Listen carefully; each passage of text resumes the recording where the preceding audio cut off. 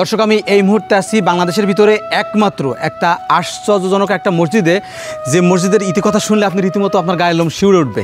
এখানে আজ থেকে 200 বছর আগে নাকি এখানে একটা পীর বা কোনো একটা দরবেশ ছিল, যে দরবেশ এখানে কিন্তু পানির একটা কুয়া তৈরি করেছিল, আর এই কুয়াটা এই স্থানীয় লোকজন না ভেঙে এখানে মসজিদ নির্মাণ করেছেন। সবচাইতে মজার ব্যাপার হলো ওই কুয়া থেকে কিন্তু এই যে টিউবওয়েল, এই টিউবওয়েলের পানি কিন্তু ওই কুয়া থেকে আসছে। এখানে ভিতরে আসো, আমি আপনাদের কুয়াটা একটু দেখাই। প্রিয় দর্শক, আপনারা এখানে দেখতে পাচ্ছেন এই কিন্তু সেই কুয়া, আর এই হচ্ছে সেই সম্পূর্ণ মসজিদটা। এই মসজিদের মাঝখানে এই কুয়াটা সুন্দরভাবে রেখেই কিন্তু তারা এই মসজিদটা নির্মাণ করেছেন। এখন আপনাদের কুয়াটা দেখাবো আমি। এই যে কুয়া, এর ভিতরে কিছু নেই তো, কিছু আর উঠবে না তো ভিতরতে, বুঝিস বলো? আমি বলো দৌড় মারবো বলো।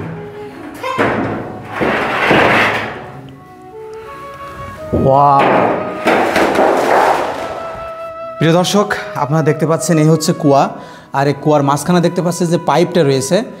এই পাইপ থেকেই কিন্তু মূলত পানি ওর ভিতরে যায়।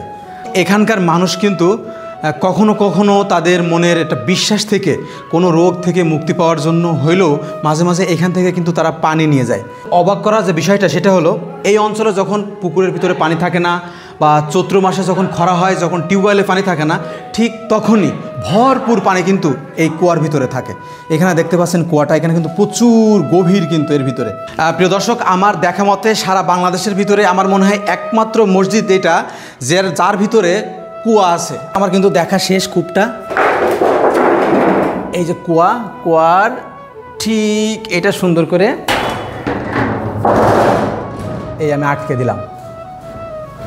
আর আরেকটা মজার ব্যাপার বলি, সেটা হচ্ছে এর ভিতর থেকে যে পাইপটা গেল, ওই ভিতর থেকে যে পাইপটা গেল, ওই পাইপের পানিই কিন্তু এই যে এই টিউবওয়েলের ভিতরে, এই যে টিউবওয়েলে যে পানিটা ওঠে, এটা কিন্তু একান্ত ওই কূপের পানি। কিন্তু এই টিউবওয়েলের এই যে গোড়াটা, এটা কিন্তু কোনো বোরিং নেই, এটা জাস্ট গেঁথে দেওয়া আছে চাষা, যাতে এটা না পড়ে, তাই তো?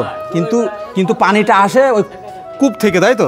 এখন আমি একটু চাপ দিয়ে দেখি যে আসলে পানিটা কেমন। আরে একদম ফ্রিজের পানির মতন ঠান্ডা, তাই না? চৈত্র মাসে মহিলারা এখান থেকে পানি নেয়, একেবারে ফ্রেশ পানি।